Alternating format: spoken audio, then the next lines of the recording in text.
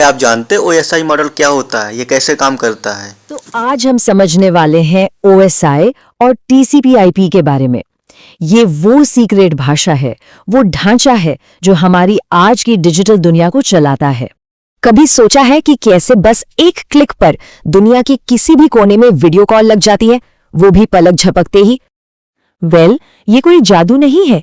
असल में इसके पीछे हैं कुछ छिपे हुए नियम जिन्हें नेटवर्किंग मॉडल्स कहते हैं। यही वो नियम है जो पक्का करते हैं कि हमारा डेटा सही तरीके से सही जगह पर पहुंचे। तो चलिए शुरू करते हैं OSI मॉडल से। इसे आप नेटवर्किंग का एक तरह का थ्योरेटिकल ब्लूप्रिंट समझ सकते हैं। OSI का पूरा नाम है ओपन सिस्टम्स इंटरकनेक्शन। ये एक किताबी मॉडल है जो ये समझाता है कि नेटवर्क पर डेटा एक जगह से दूसरी जगह कैसे जाता है, और इसने पूरे प्रोसेस को 7 अलग अलग लेयर्स यानी परतों में बांट दिया है। इसे समझने के लिए चलिए एक व्हाट्सएप कॉल का सफर देखते हैं। जब हम कॉल करते हैं तो हमारा डेटा इन 7 लेयर्स से होकर गुजरता है, ऊपर से नीचे, लेयर 7 से शुरू होकर लेयर 1 तक। तो सबसे पहले आती है लेयर 7, एप्लीकेशन लेयर। ये वो लेयर है जिससे हम और आप मतलब यूजर्स सीधे इंटरैक्ट करते हैं। जैसे ही व्हाट्सएप में कॉल का बटन दबाया, बस यहीं से कहानी शुरू होती है। इसके बाद आता है नंबर लेयर 6 का प्रेजेंटेशन लेयर। इसे नेटवर्क का ट्रांसलेटर समझिए। इसका काम है डेटा को सही फॉर्मेट में लाना, जैसे हमारी आवाज को कंप्रेस करना ताकि कम डेटा लगे, और उसे एन्क्रिप्ट करना ताकि कोई और न सुन सके। फिर है लेयर 5, सेशन लेयर। ये है बातचीत का मैनेजर। ये 2 डिवाइस के बीच कनेक्शन को शुरू करती है, उसे बनाए रखती है और कॉल खत्म होने पर बंद भी करती है। मतलब जब तक कॉल चल रही है कनेक्शन बना रहेगा, ये इसकी जिम्मेदारी है। अब आती है लेयर 4, ट्रांसपोर्ट लेयर। ये है क्वालिटी कंट्रोलर। वीडियो कॉल जैसी चीजों के लिए स्पीड बहुत जरूरी है, इसीलिए यहां अक्सर UDP प्रोटोकॉल यूज होता है। UDP स्पीड को रिलायबिलिटी से ज्यादा जरूरी मानता है। मतलब अगर वीडियो में एक आध पिक्सल इधर उधर हो जाए तो चलेगा, लेकिन आवाज में लैग या देरी नहीं आनी चाहिए। लेयर 3 है नेटवर्क लेयर, जो कि एक ट्रैफिक डायरेक्टर की तरह है। ये IP एड्रेस का इस्तेमाल करके डेटा पैकेट्स के लिए इंटरनेट पर सबसे अच्छा रास्ता खोजती है। IP एड्रेस समझिए इंटरनेट की दुनिया का ग्लोबल पोस्टल एड्रेस है।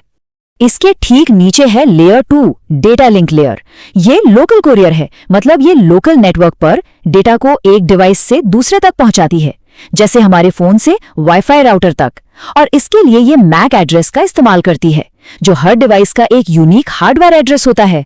और सबसे आखिर में है लेयर 1, फिजिकल लेयर। ये असली हार्डवेयर है, केबल, वाईफाई सिग्नल्स, वो सब कुछ जो हमारे डेटा को 0 और 1 के रूप में, मतलब बिट्स के रूप में नेटवर्क पर फिजिकली भेजता है। तो ये थी OSI मॉडल की 7 लेयर्स। इन्हें याद रखने का एक मजेदार तरीका भी है। एक लाइन है, please do not throw sausage pizza away. नीचे से ऊपर physical, data link, network, transport, session, presentation और एप्लीकेशन। बढ़िया है ना? तो ये तो हुई किताबी बात, मतलब थ्योरी। अब आते हैं असल दुनिया पर। OSI के इस ब्लूप्रिंट से आगे बढ़कर बात करते हैं TCP/IP मॉडल की, जो असल में इंटरनेट की जान है, असली वर्कहॉर्स।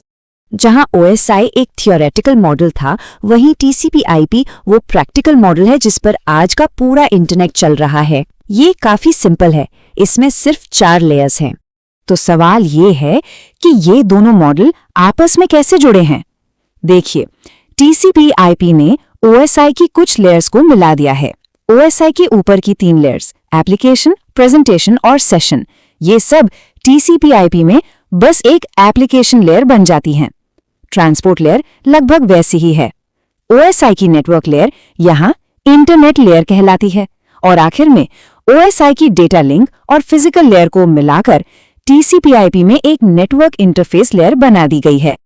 चलिए अब इन दोनों को आमने सामने रखकर देखते हैं एक छोटा सा मुकाबला। तो सबसे बड़ा फर्क क्या है? OSI मॉडल एक थियोरेटिकल रेफरेंस मॉडल है। इसमें 7 लेयर्स हैं और ये एक बहुत ही स्ट्रिक्ट वर्टिकल अप्रोच फॉलो करता है। दूसरी तरफ TCP/IP एक प्रैक्टिकल मॉडल है जिसे असल में इस्तेमाल किया जाता है। इसमें सिर्फ 4 लेयर्स हैं और ये ज्यादा फ्लेक्सिबल है। लेकिन ऐसा नहीं है कि सब कुछ अलग है, इनमें कुछ समानताएं भी हैं। दोनों ही लेयर्ड आर्किटेक्चर पर बने हैं। दोनों की एप्लीकेशन और ट्रांसपोर्ट लेयर्स काफी मिलती जुलती हैं। और सबसे जरूरी, दोनों ही पैकेट स्विचिंग का इस्तेमाल करते हैं। मतलब डेटा छोटे छोटे पैकेट्स में बंटकर अपनी मंजिल तक अलग अलग रास्तों से भी पहुंच सकता है। तो ये सब सुनकर एक सवाल दिमाग में जरूर आता होगा कि आखिर ये पुराने ब्लूप्रिंट्स आज भी क्यों इतने जरूरी हैं? मतलब अगर असल इंटरनेट TCP/IP पे चलता है, तो फिर आज भी नेटवर्किंग की पढ़ाई में OSI मॉडल क्यों पढ़ाया जाता है? इसकी क्या जरूरत है? इसका जवाब बहुत जरूरी है। देखिए, OSI मॉडल नेटवर्किंग के कॉन्सेप्ट्स को सीखने और सिखाने के लिए एक यूनिवर्सल टूल जैसा है। ये पूरी दुनिया के इंजीनियर्स को नेटवर्क की समस्याओं पर बात करने के लिए एक कॉमन भाषा देता है।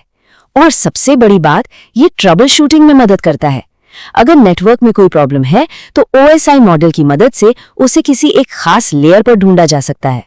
तो इंटरनेट की ये परतें, ये लेयर्स, एक ऐसी छिपी हुई व्यवस्था है जो हमारी पूरी डिजिटल दुनिया को चला रही है। सोचिए, ऐसी और कौन सी छिपी हुई व्यवस्था है जिसे हम हर रोज इस्तेमाल तो करते हैं, पर उसके बारे में कभी सोचते नहीं।